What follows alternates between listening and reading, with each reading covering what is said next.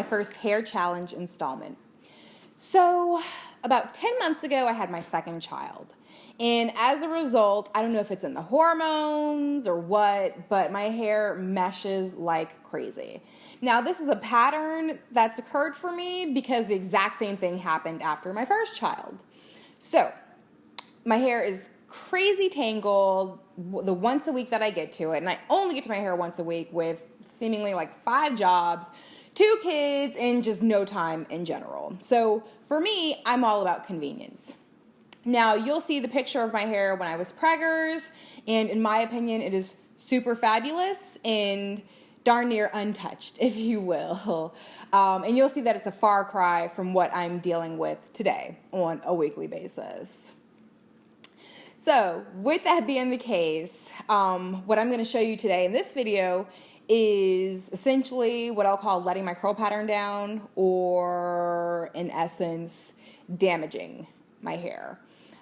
Just to be clear, that is not something that I would normally condone for anyone, because I am a total embrace your texture, go with it, rock it kind of girl.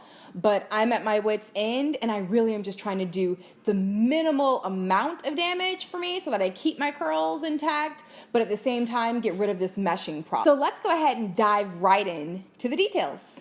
Thanks for watching. So here's the prego hair, and sorry for the super mushy photo. It's supposed to be more illustrative than anything. And I figured it was a great side view of my normal hair situation. And then you can see the end result of the swept back and very sleek ponytail when it was all said and done. My hair gets really meshed within 2 days, no matter the amount of product. And my typical hairstyle is the wash and go. And again, this is mostly for convenience because I have no time. So I start the styling by doing a little finger separating of the mesh, and then really just going all around my head. You'll see I am quite tender-headed, so even this process in itself, where I've got some serious meshing, was a little uncomfortable. And I started by washing with the Straight Transformations line and the Purifying Gentle Cleanser, the Smoothing Deep Treatment as the second option there, and then the Intensive Style Primer as the total regimen. After I washed, conditioned, and towel dried, I continue to finger separate the mesh to make it easier for me to detangle my hair with the wide tooth comb. And so you'll see here that I've opted to detangle on damp hair. I then add a ton of the Intensive Style Primer.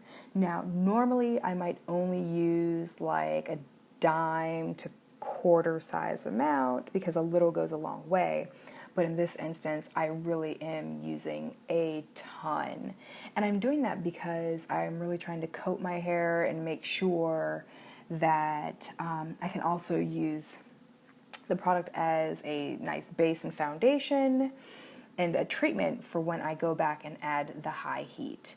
So from there, I'm detangling with the wide tooth comb, going all over my head, and completed sections get separated in a 2-strand twist.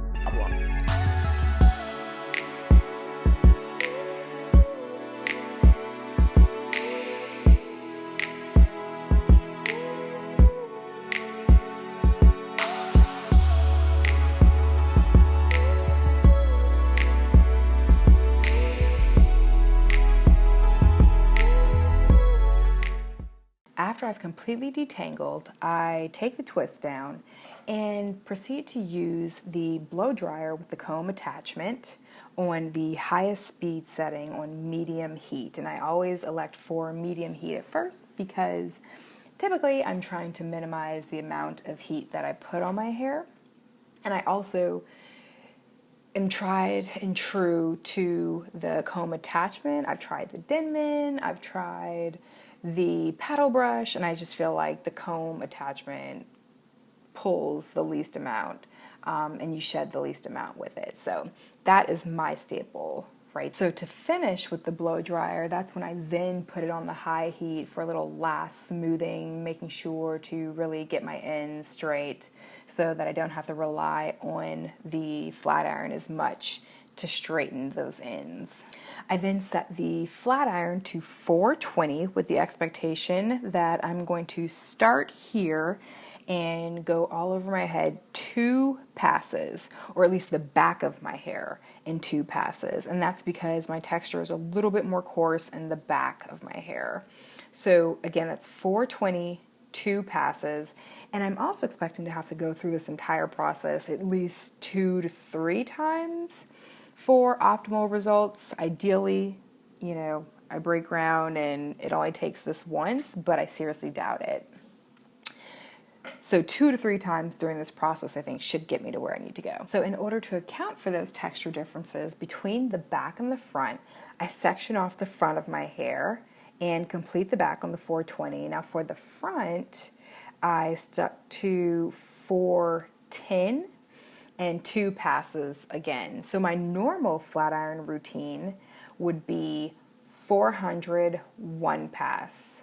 So you see that it's higher heat and more passes since I'm trying to damage my hair. Although keeping in mind that I'm really just trying to do the minimal amount of damage to solve for this specific problem, and that is the meshing. So you'll see that my hair looks super greasy, which means that this is not an everyday hairstyle, especially on my finer hair.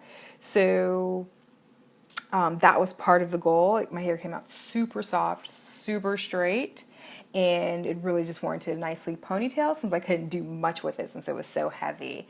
But otherwise, on the first pass, the straightening and the results of my hair with the primer were great, and I'll be posting the follow-up after this first try in a little bit. So thanks for watching, and join us next time.